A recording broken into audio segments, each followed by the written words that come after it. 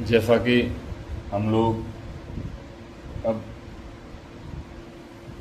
कल हमारी क्लास चल रही थी भूगोल की, और उससे आगे हमारी ये क्लास चल रही है। हम कल आपको जो है हमारी बात आकाशगंगा के बारे में चल रही थी कि हमारी एक आकाशगंगा है, जिसको जो है जिसे दुग्ध मेखला या आकाशगंगा कहते हैं, और इसका 80% भाग जो है सर्पीला है। इस मंदाकिनी को सबसे पहले गैलीलियो ने देखा था। मंदाकिनी को सबसे पहले गैलीलियो ने देखा था। अब इसके आगे से हम चलते हैं।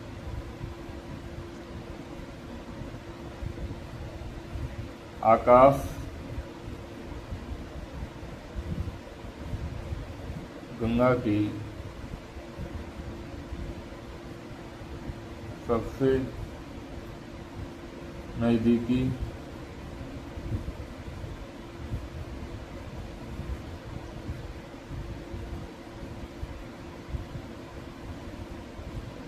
मंदाकिनी को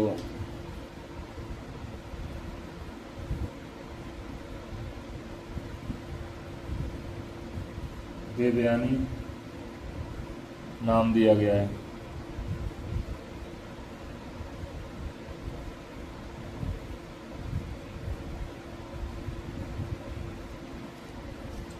देवयानी नाम दिया गया है।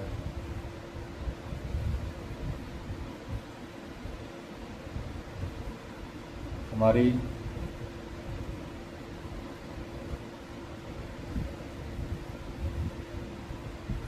नवीनतम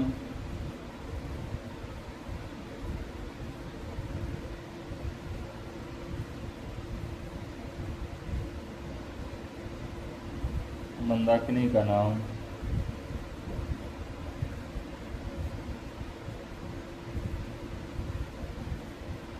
बस। अगला निहारिका।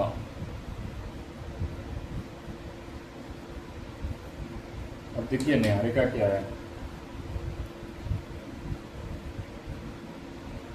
यह एक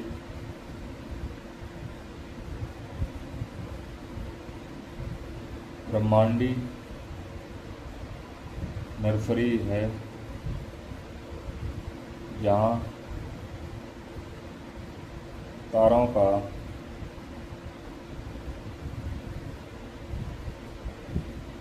जन्म होता है। अब देखिए ये क्या है। निहारिका जो है यह एक ब्रह्मांडी नर्सरी है जहाँ तारों का जन्म होता है। निहारिका में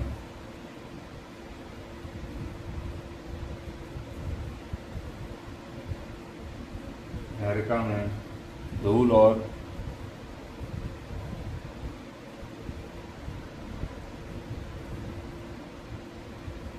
गैसों का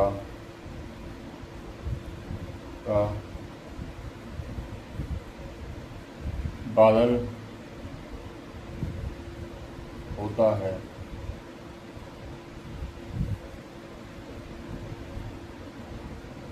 सभी तारों का जन्म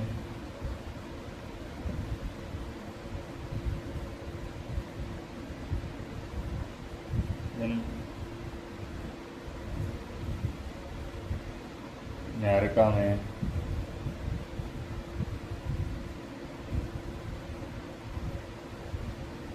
होता है। सभी तारों का जन्म निहारिका में होता है।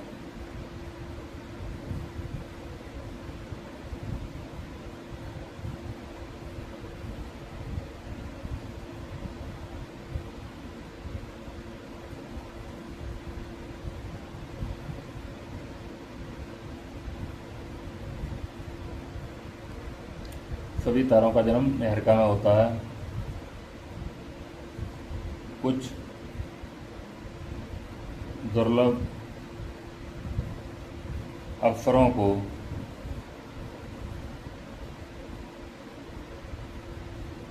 छोड़कर, जिसमें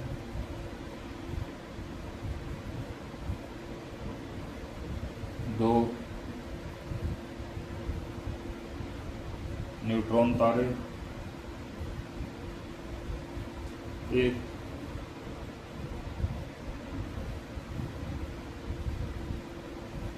श्याम बेवर बनाते हैं। वैसे भी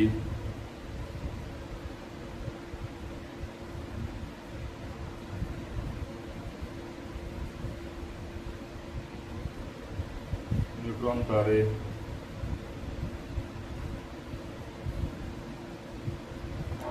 और श्याम बेवर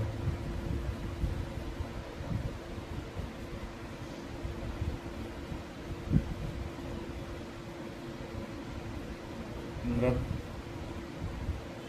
माने जाते हैं। यहाँ पाए जाने वाले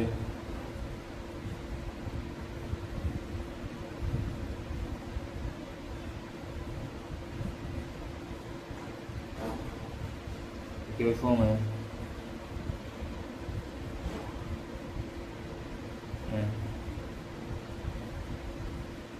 हाइड्रोजन,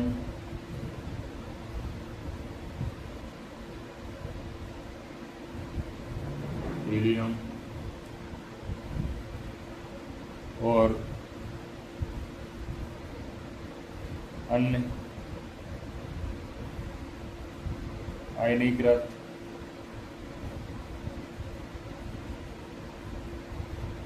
प्लाज्मा गैसें होती हैं।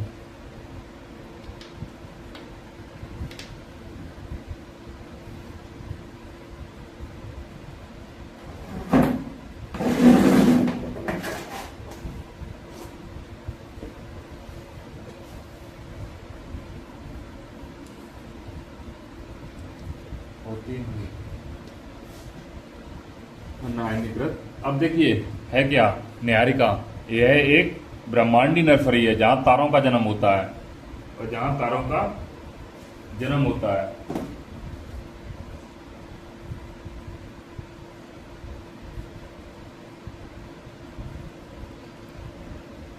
न्यारिका में धूल और गैसों का बादल होता है। न्यारिका में क्या, धूल और गैसों का, सभी तारों का जन्म न्यारिका में ही होता है। कुछ दुर्लभ अवसर छोड़ दो जिसमें 2 न्यूट्रॉन तारे और 1 श्याम बेवर बनाते हैं। वैसे भी न्यूट्रॉन तारे और श्याम बेवर मृत माने जाते हैं कि ये मृत हैं। यहाँ पाए जाने वाले गैसों में हाइड्रोजन, हीलियम और अन्य अनिकृत प्लाज्मा गैसें पाई जाती हैं।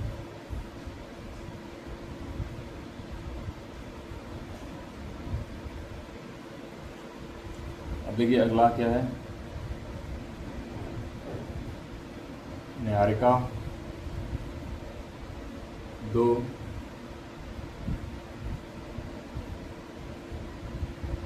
अलग अलग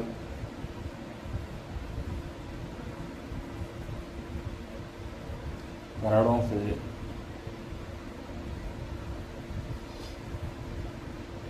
बनती है। पहला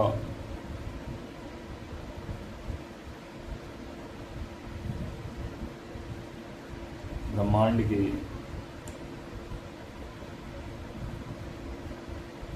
उत्पत्ति और दूसरा किसी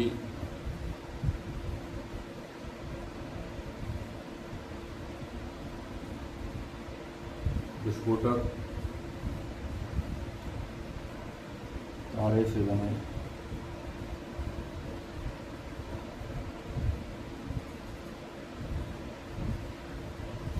सुपरनोवा से। न्यारिका 2 अलग कारणों से बनती है। पहला ब्रह्मांड की उत्पत्ति और दूसरा किसी विस्फोटक तारों से बने सुपरनोवा से। अब देखिए न्यारिका जो है हमारी 2 अलग अलग कारणों से बन गई। एक ब्रह्मांड की उत्पत्ति से न्यारिका बनी और दूसरा किसी विस्फोटक तारे से बने सुपरनोवा से।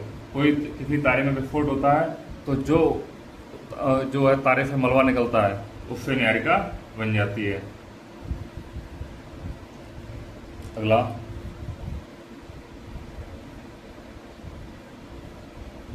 ब्रह्मांड के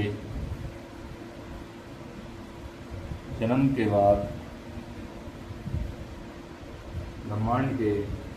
के बाद परमाणुओं का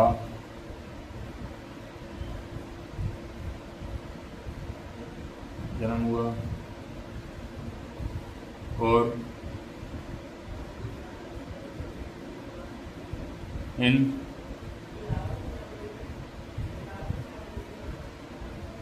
परमाणुओं से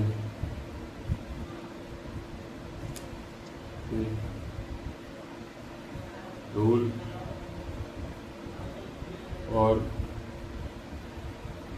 गैस के बादलों का निर्माण हुआ।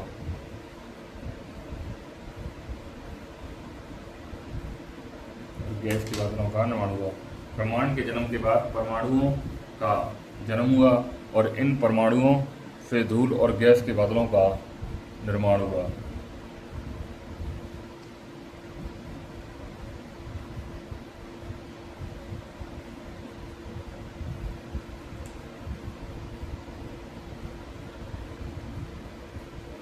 सुपरनोवा से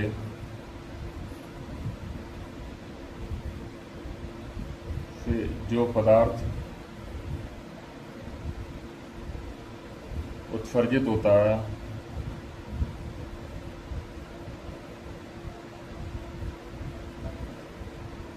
सुपरनोवा, अब जो किसी तारे में जो विस्फोट हुआ और जो सुपरनोवा बनी तो उससे क्या है, सुपरनोवा से जो पदार्थ उत्सर्जित होता है इससे भी न्यारका का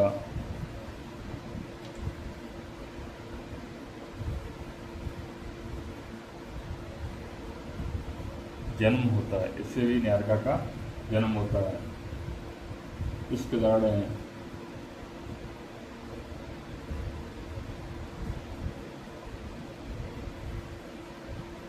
बैल और कर्क। न्यारका की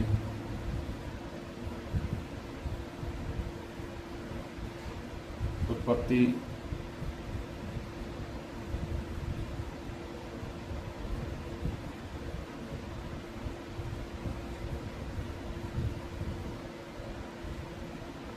ब्रह्मांड के जन्म और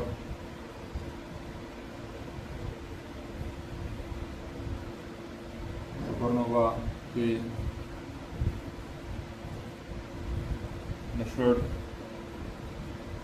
से भी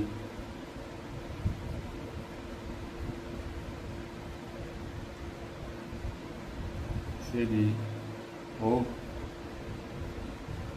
सकती है। अब देखिए, न्यारका की उत्पत्ति ब्रह्मांड के जन्म और सुपरनोवा के मिश्रण से भी हो सकती है। सुपरनोवा के जो पदार्थ जो विस्फोट से जो पदार्थ निकलेगा उससे भी हो सकती है। अब इससे आगे देखेंगे हम, तो आ जाते हैं जो है हमारा, अब हेडिंग हमारी डाली है जो हमारा सबसे प्री टॉपिक है और जो बहुत परीक्षाओं में एक न एक प्रश्न आना ही है, तो वो क्या है, सौर मंडल। क्या है, सौर मंडल। अब सौर मंडल जो है कैसा है कि जिससे प्रश्न निश्चित आना ही आना है।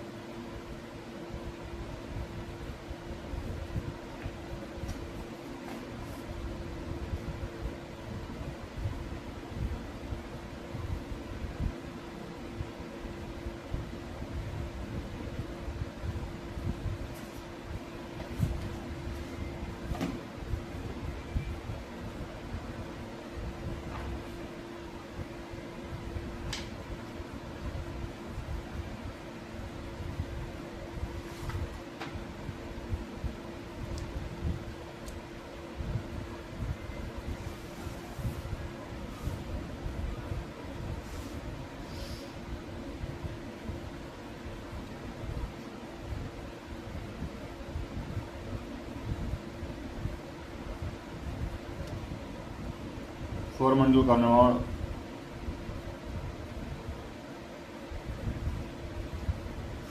निर्माण लगभग, अब देखिए हम सौरमंडल की बात कर रहे हैं। सौरमंडल का निर्माण लगभग 4.8 अरब वर्ष पहले हुआ था। और बर्फ पहले, अब देखो फॉर्मूला करना, 4.8 बर्फ पहले हुआ था।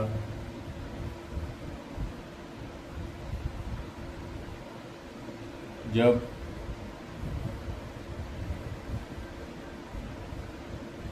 गैस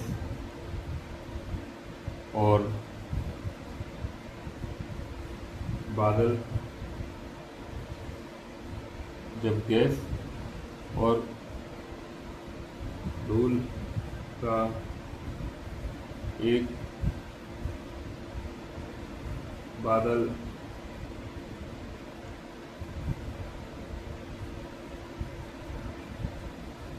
संकुचित हुआ, जिससे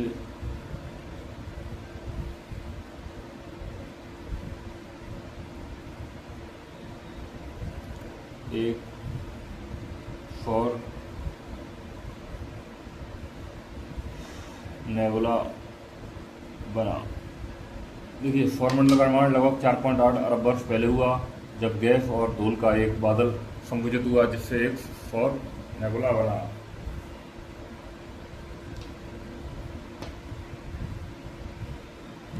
जिससे एक सौर नेबुला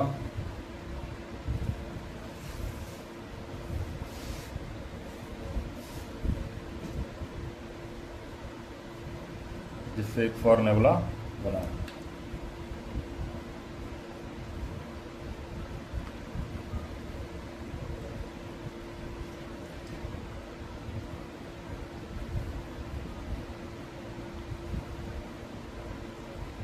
सूर्य के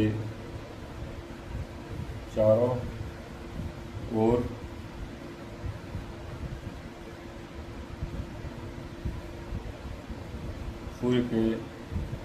ओर चक्कर। अब देखिए सौरमंडल की परिभाषा क्या है, तो वो सीधा समझिए, सूर्य के चारों ओर चक्कर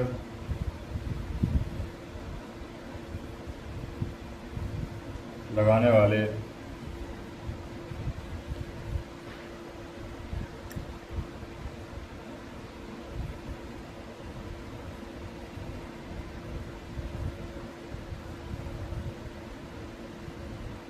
विभिन्न ग्रहों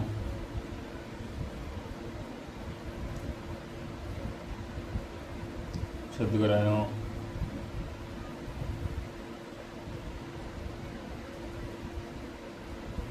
धूमकेतुओं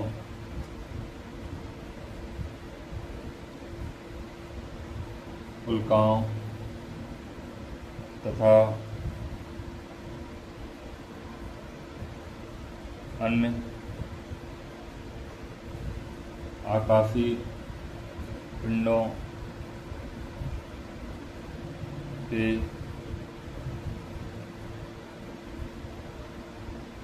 समूह को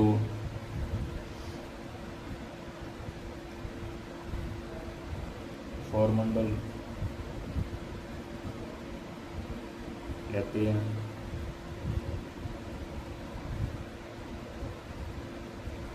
अधिक सूर्य के चारों ओर चक्कर लगाने वाले विभिन्न ग्रहों, क्षुद्र ग्रहों, धूमकेतुओं, उल्काओं तथा अन्य आकाशीय पिंडों के समूह को सौरमंडल कहते हैं।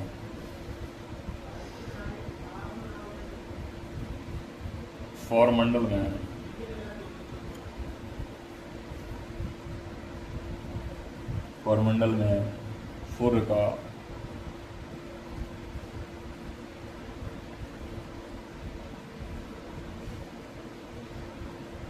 प्रभुत्व है।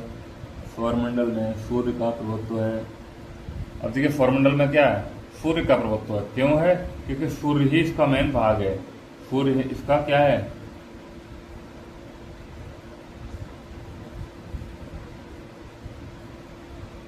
क्योंकि जो हमारा सौरमंडल है, क्योंकि सौरमंडल निकाय के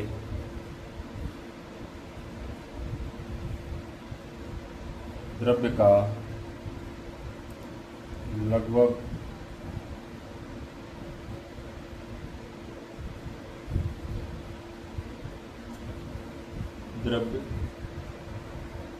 सूर्य में नियत है।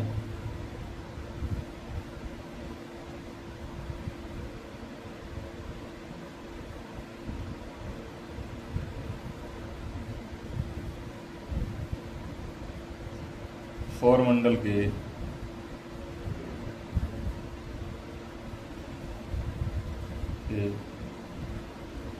समस्त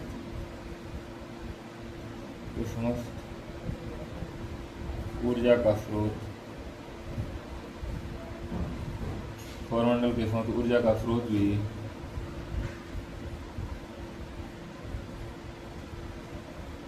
सूर्य ही है।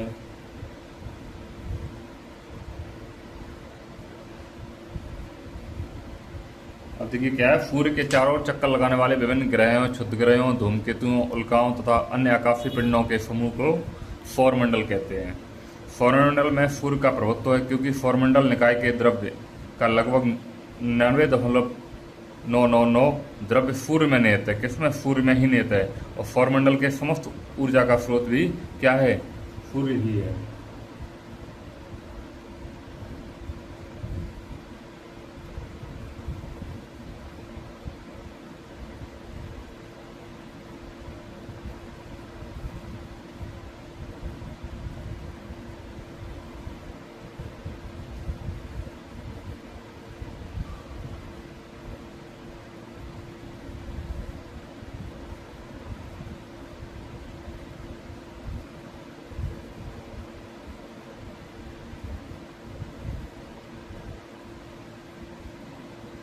अब अगला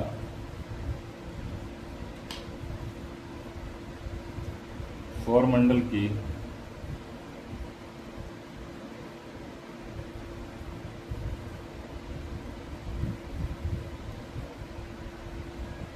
उत्पत्ति का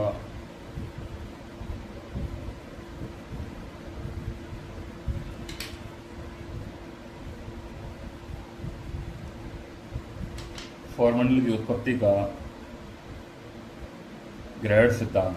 तो देखिए ग्रहण सिद्धांत क्या है? इसे 1905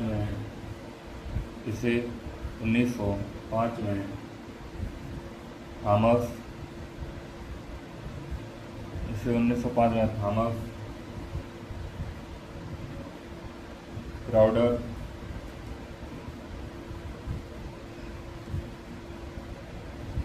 चैम्बरलेन और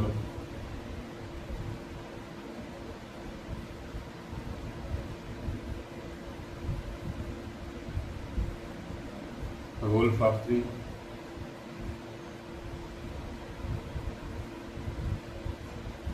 फॉरेस्ट रे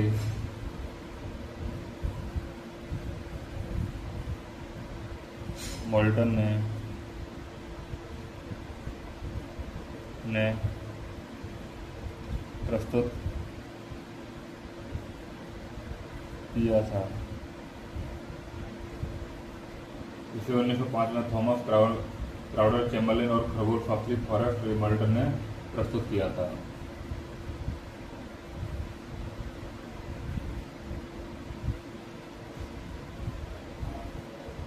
हमारे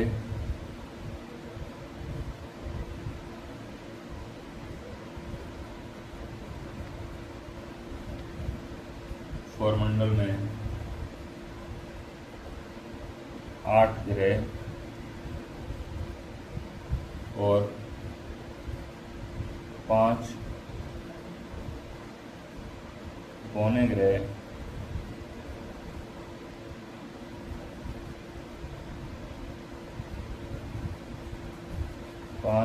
ग्रह शामिल हैं। 5 बौने ग्रह शामिल हैं। सूर्य सौरमंडल का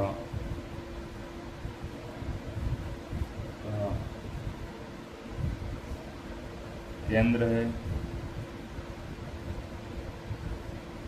सूर्य सौरमंडल का केंद्र है और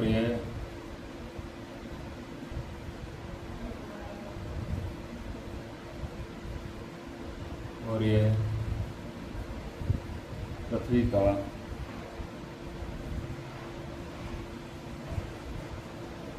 सबसे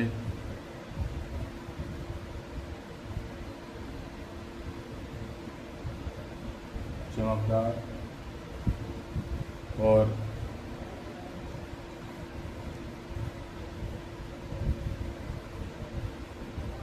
निकटतम तारा है।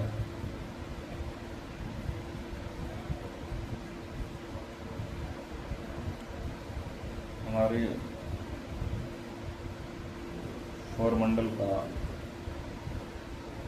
एकमात्र तारा।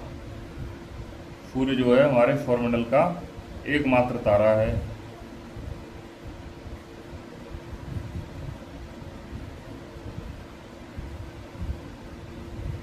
और जैसा कि हमने एक लाइन बता दी जो कई जगह कुछ होती है कि सूर्य जो है सौरमंडल के निकाय का लगभग 99.999 जो है भाग बनाता है।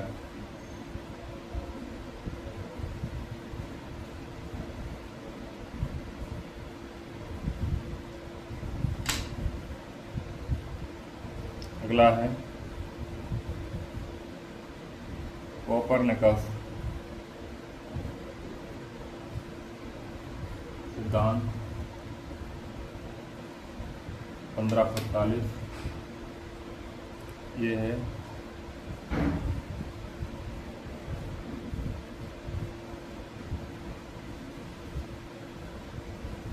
सूर्य केंद्रित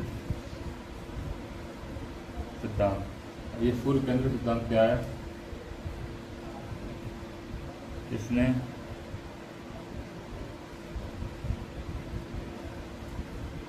भविष्यवाणी की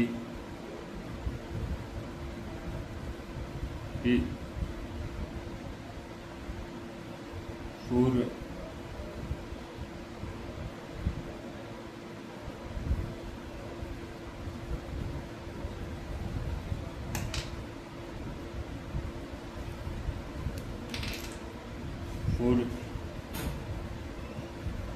ब्रह्मांड के केंद्र में है। सूर्य ब्रह्मांड के केंद्र में है। अब सूर्य क्या है?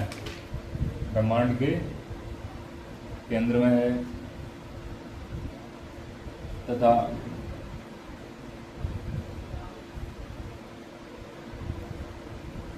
पृथ्वी व अन्य ग्रह इसकी परिक्रमा करते हैं। तो क्या है? सूर्य ब्रह्मांड के केंद्र में है तथा पृथ्वी व अन्य ग्रह इसकी परिक्रमा करते हैं। यह है कोपरनिकस सिद्धांत। अब अगली हमारी जो हेडिंग आ जाती है वो आ जाती है सूर्य के विषय में और सूर्य मंडल के जो पिंड हैं उनके विषय में। तो वो जो मैं है नेक्स्ट वीडियो में कराऊंगा। तब तक के लिए धन्यवाद। आप सभी का चैनल को शेयर करें, सब्सक्राइब करें और लाइक करें।